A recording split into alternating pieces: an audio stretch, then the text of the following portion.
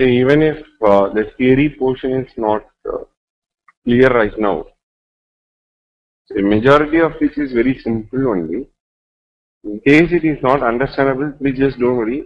At the appropriate time when we solve the problem, we will take up those references. I hope that all of you just copied. Now I will just read it out and make you generally feel comfortable with the theory portion, and we'll apply it in problem solving. Shall I do that? I'm just rolling it back.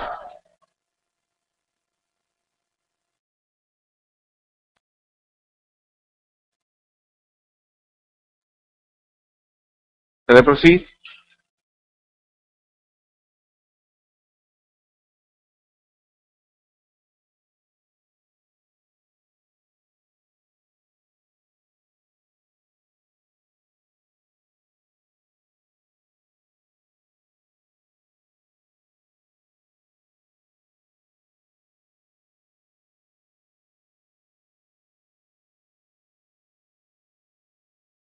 Say semi-annual coupon, as how it is to be tackled is that annual coupon value divided by 2 is your coupon, semi-annual coupon value, and how they have to be discounted is that the yield rate per annum divided by 2. That is the way we have got to do. But there are some difficult moments we have when we practically go deeper into the subject. 11% annual yield and 5.5% 6 months yield will not be same. Practically speaking, there will be some amount of difference we will be having. We will not go into audit of that particular matter. So, to learn the subject of bond, we will allow this to go. Later on, we will bring out alteration and we go in practical world. Callable bond on the other dates I was just referring about. What is a call? Call where you have the right to buy. So the company will have the right to buy the bond and give them the cash. So the background of this callable bond is like this way. Today we are borrowing at a higher rate. We know pretty well that the future money market would be cheaper. But I can't wait until the rates are falling. So what I just do is that I borrow because my necessity is so great that I can't be waiting for when the interest rates are falling. I just go for borrowing. So when I know that future rates are likely to fall, that point of time I would continue to pay higher rate of interest, which would definitely be unhealthy for the company's economy. Not the country's economy, company's economy, for which this is not good. So if a finance manager is foreseeing that interest rate would be falling, it is better that he goes for callable bond. Tell to the bondholders that in the future the bond will be purchased back after giving a notice. Whether the notice would be 1 month, 3 months, that is a technical issue. So what the company would do is that they will call the bondholders and take their money.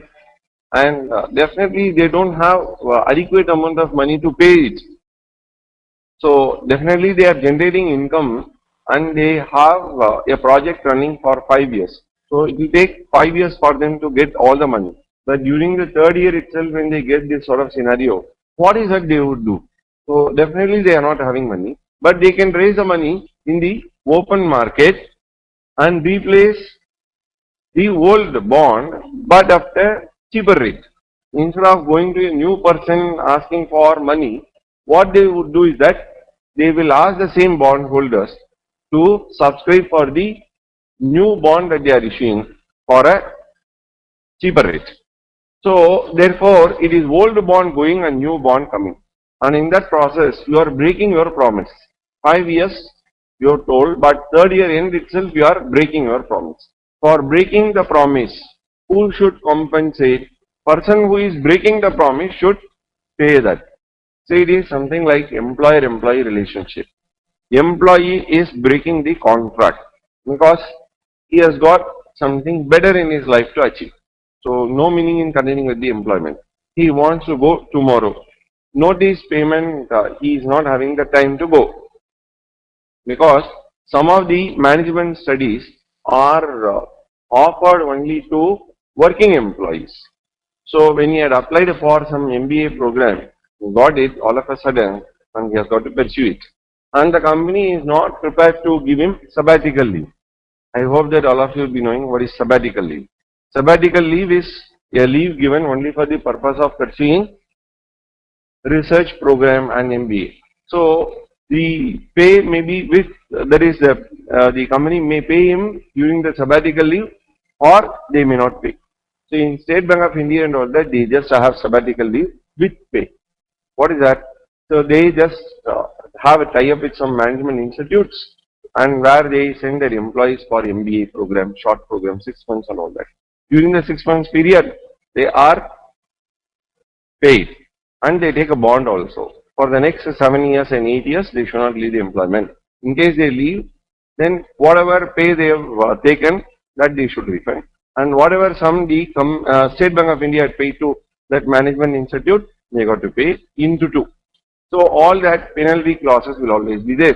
Similarly, you just understand the company is breaking the promise. Naturally, they got to pay something more.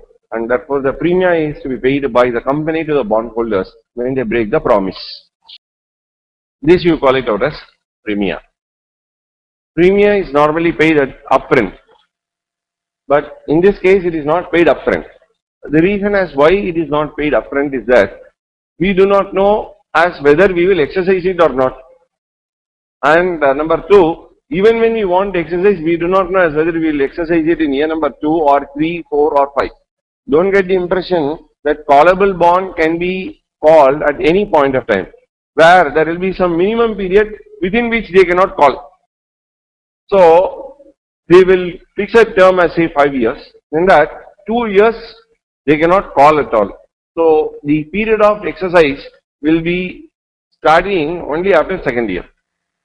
So, all that points I have not communicated here because in a short notes question as what is callable bond, whatever we have noted that is sufficient. So, I am just telling the fullest feature of callable bond. So, therefore, premium is paid only at the time of exercise, not at the time of issue of bond. So, therefore, the company has got to pay higher redemption value when they go for callable bond. Then, puttable bond is exactly the opposite of callable bond. What is that? The bondholder will have the right to take the money back. If they do so, they got to lose some amount in redemption value. That is called as premium. They got to pay the premium. In the case of zero coupon bond, it carries no coupon. It carries no coupon and the issue will be at discount and redemption will be at par or premium. The difference between the issue price and the redemption value will automatically communicate something towards cost of the funds. So this is what we have got to understand. And the term of the bond and duration of the bond will be one and the same.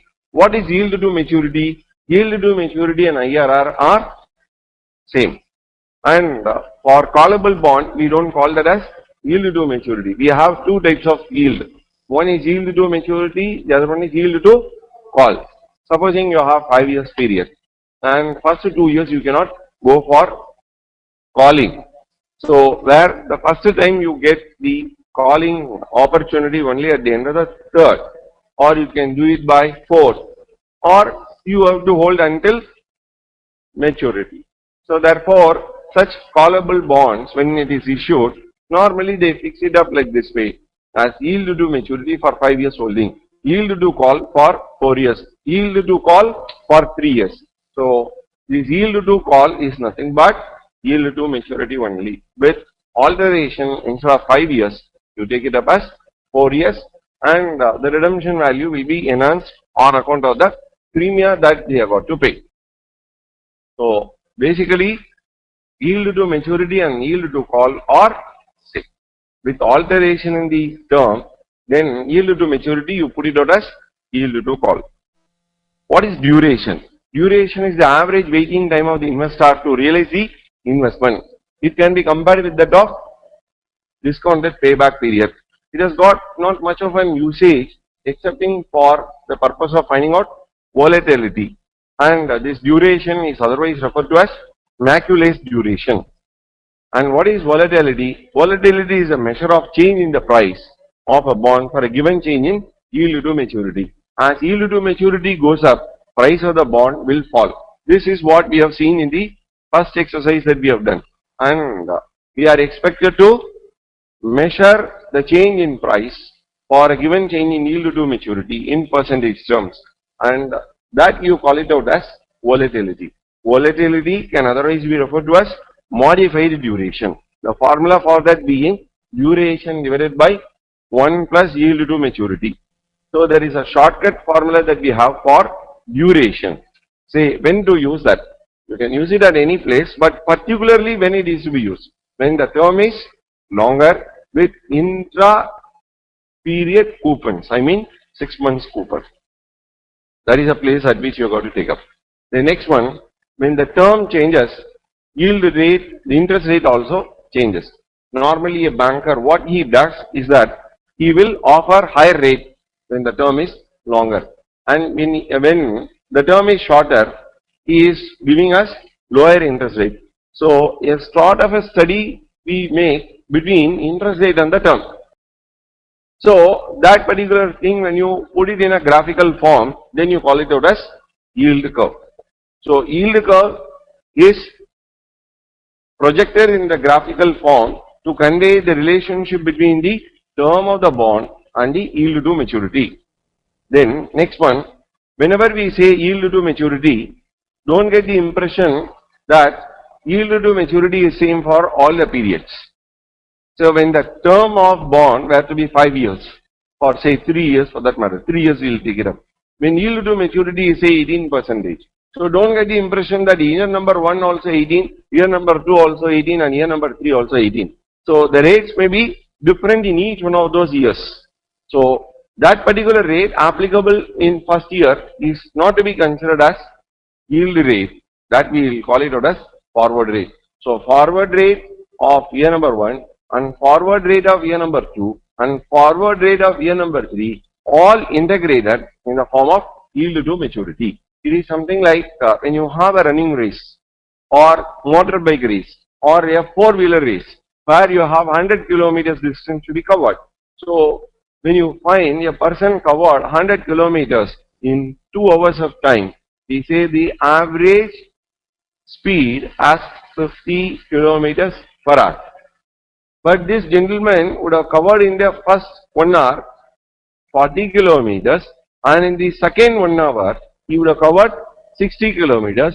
He would have run in the speed of 40 kilometers and 60 kilometers. But the end result will be conveyed as 50 kilometers per hour. So like how we say yield to maturity is like 50 kilometers per hour. The individual hourly rates are 40 kilometers and 60 kilometers. Something on that scale only. We call this individual years yield to maturity rate as forward rate. Is that clear? This is the background of this bond. If you know a little bit when you are solving, that is more than sufficient. So now we will focus only on doing problems a little faster. So the logics of all this bond I have just communicated to you. Now you can try. What is the importance of this bond in our examination? It could be asked for 5 marks to 20 marks. 5 marks to 20 marks question. So you can have a capital budgeting problem like whether a callable bond can be redeemed now. So it is something like whether the existing asset can be replaced with the new asset. Say that sort of problems you will be just facing. That could be a maximum of 12-13 marks. And in a particular examination, twice, there is 2 times on the same topic they have asked. So the maximum marks you can say as 20, minimum mark could be 5. There are chances that you will not ask questions on bond also. That means it is a volatile topic only. It could bring you a big jackpot of 20 marks, or you may not be asked question at all. But that is when you study financial management. Without a study on this particular topic, your study will become incomplete. So in fact, CFA Institute of USA, on that particular in that particular syllabus, this bond for which they have an exclusive paper. You can understand what is the importance of this particular study, generally and globally.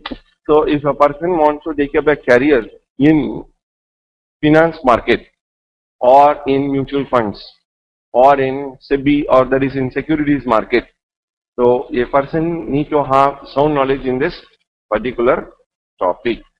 So please mark this as very important for your career, and please give equal importance that way for your examination purposes. So from now on, I am telling you, the work will be a little faster. So don't complain that it is faster. I conveyed all the logics and the basics. Now it is too much of computation that would be involved. So a lot of years, PV factor, cash flow, and some of that. You should not feel that it is fast. It is all the same capital budgeting work that we will be doing.